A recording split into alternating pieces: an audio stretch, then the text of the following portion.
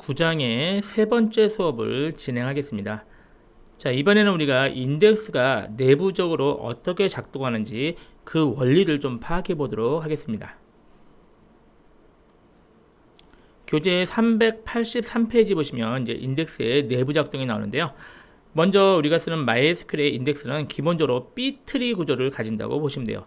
B트리는 균형 트리인데요. 일반적인 자료 구조에서 많이 나오는 구조입니다. 말 그대로 균형이 잡힌 트리라고 보시면 돼요. 다음 페이지 그림을 보실까요? 그림을 보시면 이게 B트리의 전형적인 구조입니다. 그래서 만약에 B트리가 이렇게 되어 있으면은 현재 여기 첫 번째 있는 루트 노드라고 많이 부릅니다. 그래서 각각을 노드라는 표현을 쓰고요. 얘가 루트 노드 또는 루트 페이지라고 불러도 괜찮습니다. 루트 노드가 있고 밑에 달려있는 애들을 리프 노드라고 부릅니다. 루트가 현재 하나 있고 각각의 루트에 리프가 3개 달려있는 이런 형태를 가지고 있는 게 B트리의 기본적인 구조입니다. 개념은 노드라고 불렀지만 실제로는 MySQL에서는 이게 한 개가 페이지 단위로 되어 있고요. 한 개 페이지는 기본적으로 16KB로 실제 크기가 되어 있습니다. 그러니까 16KB 크기, 16KB 크기 이런 개념으로 MySQL 안에서는 되어 있다. 이렇게 보시면 돼요. 하지만 16KB가 엄청나게 큰 용량이거든요. 생각보다. 그래서 16KB를 실제로 그리면은 이 노드를 설명하기 그러니까 이 구조를 설명하기 힘들어서 제가 한 페이지에 그냥 4건의 데이터만 들어간다. 이렇게 가정하고 지금부터 설명을 드리도록 하겠습니다. 자, 이 B트리 구조는요, 검색에서 굉장히 효율적으로 효율적인 작업을 진행을 합니다. 자, 우리 먼저 루트 노드의 각각의 항목에 보면은 A, F, L이 있고요. 이 A에 해당되는 실제 데이터들이 여기 들어있다고 보시면 돼요. 여기는 A, B, C 순으로 정렬이 되어 있고, 그 다음에 F, 그 다음에 L 이렇게 정렬이 되어 있습니다. 실제로는 원래는 여기 진짜 페이지가 이거밖에 없는 거예요. 이게 실제 데이터 내용이에요. 그러니까 테이블의 내용이 이거라고 보시고 얘를 B트리 구조로 인덱스를 생성하면은 얘의 루트 노드가 생기고 각각의 첫 번째 값들을 위로 올려서 이렇게 만든다. 이렇게 보시면 돼요. 자, 얘가 검색에서 왜 빠른 성능을 보이냐면 제가 M이라는 글자를 찾고 싶어요. 그리고 만약에 현재 이게 루트 노드가 없는 일반 그냥 테이블 인덱스가 없는 상태다. 그러면은 M을 찾기 위해서 제가 여기부터 다 뒤져야겠죠. 그럼 몇 페이지를 뒤져야지 M을 찾을 수 있냐면 첫 페이지, 한 페이지, 두 페이지, 세 페이지를 뒤져야 M을 찾을 수가 있습니다. 하지만 이렇게 지금 B트리 구조로 해놓은 상태에서 제가 M을 찾아볼게요. 자, 처음에는 무조건 루트 페이지를 읽게 됩니다. 루트 페이지를 읽으니까 루트 페이지 M은 L 다음에 있으니까 이렇게 가리키고 있는 이쪽으로 넘어옵니다. 그리고 여기 보니까 L 다음에 M이 있죠. 그럼 제가 몇 페이지 읽었어요? 한 페이지, 두 페이지 만에 찾아냈죠. 세 페이지를 읽어야 될 걸 두 페이지로 줄였습니다. 지금 제가 그림을 조금 그려서 그렇지 이게 굉장히 큰 틀이라고 가정하면 엄청나게 빠르게 검색이 되었을 것입니다. 저건 이렇게 작은 트리에서도 두 페이지로 세 페이지 검색할 게 두 페이지로 줄은 것을 확인할 수가 있었죠. 자, 이번에는 페이지 분할이라는 용어가 나오는데요. 페이지 분할은 우리가 앞 페이지에서 우리가 데이터 검색할 때 B트리가 효율적인 것을 확인했죠. 그래서 일반적인 검색에서는 B트리가 효율적입니다. 제가 인덱스 개념 설명할 때 인덱스가 있으면 검색이 좋다. 그 의미가 이 얘기입니다. 하지만 여기가 실제 데이터의 변경 작업, 인서트, 업데이트, 딜리트에서는 오히려 성능이 나빠질 수 있다고 얘기를 했죠. 그 얘기를 지금부터 해보죠. 자, 보면 이제 그림 9-11을 보면 제가 아까 페이지 좀 잠깐 그림도 같이 볼까요? 아까 거랑 비교를 하면서 할게요. 아까 9-10과 비교해서요. 9-10에서 제가 II라는 I 글자를 삽입하고 싶어요. 그러면 어디서 삽입하면 되냐면 여기 보면은 I니까 F 다음에 그죠? L 위죠? F 다음에 가서 F 밑에 여기 한 자리가 비었죠? 여기다가 I를 삽입을 하게 됩니다. 아무 문제 없죠? 그래서 실제 페이지 자체에다가 데이터를 넣는 것은 아무 문제가 안 돼요. 굉장히 빠른 작업에서 전혀 부하가 걸리지 않습니다. 자, 여기다 I가 들어가요. 이 상태가 이제 I 삽입됐고, 죄송합니다. I가 J 다음이죠. 그러니까 J가 I 다음이니까 J를 밑으로 미루고 위에다 I를 삽입을 합니다. 그래서 이 상태가 됐습니다. 이것도 문제 안 돼요. 이 페이지 안에서 왔다 갔다 바뀌는 것은 전혀 문제가 안 되는 속도입니다. 자, 그런데 이번엔 어디를 했냐면 여기다가 제가 다음에 G를 입력했어요. 자, 여기죠. 여기다가 이제 9-11 다음에 9-12 여기서 G를 입력할게요. 이 FG니까 여기다 입력해야 되는데 문제가 얘를 한 칸씩 내려야 되는데 내릴 칸이 없는 거예요. 그래서 얘를 페이지를 나눠야 돼요. 이게 페이지 분할입니다. 그러니까 이 페이지를 뭐 나눌게요. 여기를 나누면은 세 번째 리플을 나누면은 얘가 세 개 나눈 다음에 좀 적절히 분할을 합니다. 그러니까 배분을 합니다. 그래서 FGH 이렇게 하고 새로운 페이지는 I랑 J 정도를 이 정도로 넘겨요. 물론 여기다 H를 1로 넘길 수도 있고요. 그건 중요한 게 아니고 적당히 나눈다고 보시면 돼요. 그래서 잠깐 세 번째 페이지가 분할이 된 다음에 보시면 이제 어때요? 여기가 다 바뀌겠죠. 새로 여기가 색이 분할된 페이지가 여기도 위에 I가 대표니까 대표가 위로 올라가고 여기 F 그리고 여기다 L이 한 칸 내려가겠죠. L이 한 칸 내려가고 여기에 I가 끼어들고 L 이렇게 해서 다시 구성이 됐어요. 자, 그래서 G가 입력됨으로써 어때요? 새로운 페이지 분할이 됐죠. 새로운 페이지가 만들어지고 위에 루트노드도 재구성이 됐지만 다행히 루트노드는 한 칸 빈칸이 있었죠. 여기 빈칸이 있어서 크게 변화는 안 일어났네요. 정한 페이지 분할 작업이 인서트 때문에 일어났습니다. 이 분할 작업이 MySQL에서는 좀 큰일이에요. 그래서 시간이 좀 많이 걸린 작업이다. 이렇게 보시면 됩니다.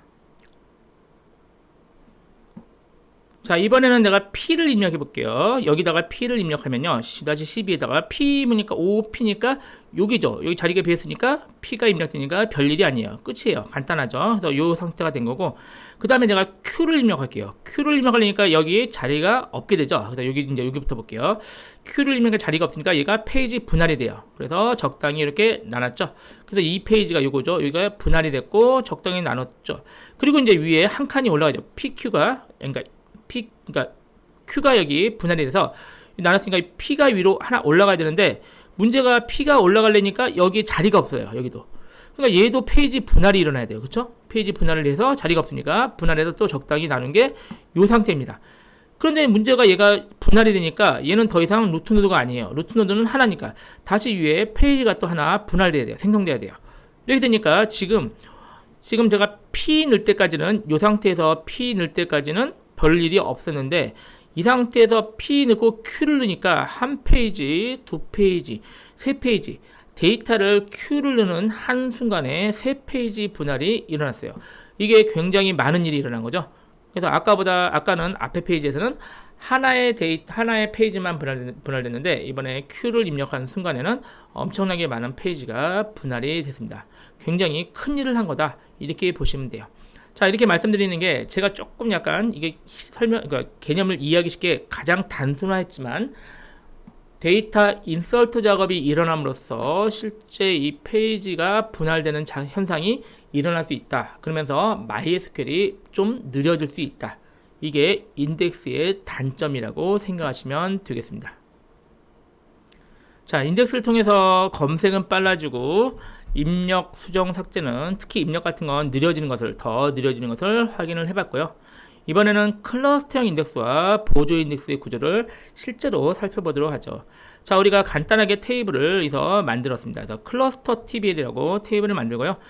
유저 아이디를 차8에서 네임을 빠차 10으로 아주 간단하게 했어요. 그래서 인서트를 우리 10명의 데이터를 인서트를 시켰어요. 별건 아니죠. 그러면 이제 이 그림이 이렇게 구조로 된다고 보시면 돼요. 교재는 389페이지네요. 여기 보시면 실제 데이터가 이렇게 구성이 됩니다. 그래서 이 실제 데이터가 들어가는 영역을 데이터 페이지, 힙 영역 이렇게 보시면 돼요. 그냥 데이터가 들어있는 페이지고 각각은 실제 번지가 있겠죠. 각각 페이지마다. 그래서 가정하는 거예요. 1000번지, 1001번지, 1002번지고 한 개 페이지에 아까 말씀드렸는데 굉장히 큰 데이터가 16KB니까 굉장히 많은 데이터가 들어가요. 그렇지만 저희가 설명을 좀 쉽게 하기 위해서 한 페이지에는 4개의 데이터만 들어간다. 이렇게 그냥 가정한 거예요. 그러니까 지금 저희가 10건을 넣었으니까 이 데이터는 몇 건이요? 이제 3개 페이지가 필요하겠죠. 첫 번째 페이지, 두 번째 페이지, 세 번째 페이지 이렇게 실제 데이터가 차례대로 차간다. 이렇게 보시면 돼요. 이 상태가 현재 인덱스가 없는 상태에서 데이터를 입력한 거예요. 그 상태에 제가 셀렉트를 하니까 당연히 입력한 순서 그대로 결과가 잘 나왔습니다. 자, 제가 여기서 인덱스를 만들어 볼게요. 우리 프라이머리 키로 지정하면 뭐죠? 클러스터형 인덱스로 지정되는 거 기억나시죠? 그래서 여기 지금 유저 아이디열에 제가 프라이머리 키로 지정을 할게요. 그러고 나서 바로 셀렉트를 다시 하니까 어떻게 생겼어요? 검색이 아까는 이거 입력한 그대로 다 됐지만 얘는 셀렉트 하니까 어때요? 유저 아이디열로 제가 정렬된다 그랬죠? 그 정렬된 내용이 이렇게 쭉 됩니다. 그리고 실제 내부적으로는 이렇게 구성이 됩니다.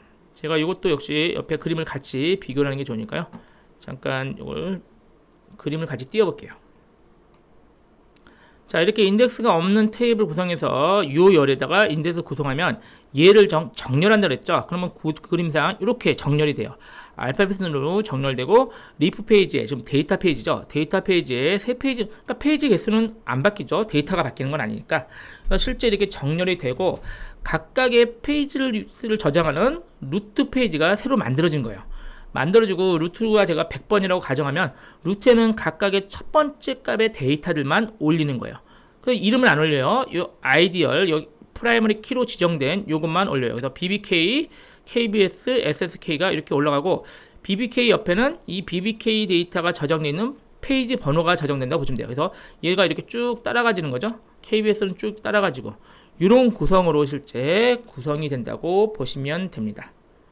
그래서 인덱스가 없는 테이블과 그냥 데이터가 그대로 들어있는 것과 프라이머리 키 인덱스를 만드는 순간 얘가 알파벳 순으로 정렬이 되고 그리고 각각의 데이터를 위로 올려서 루트 페이지가 생성이 된다. 이렇게 보시면 됩니다.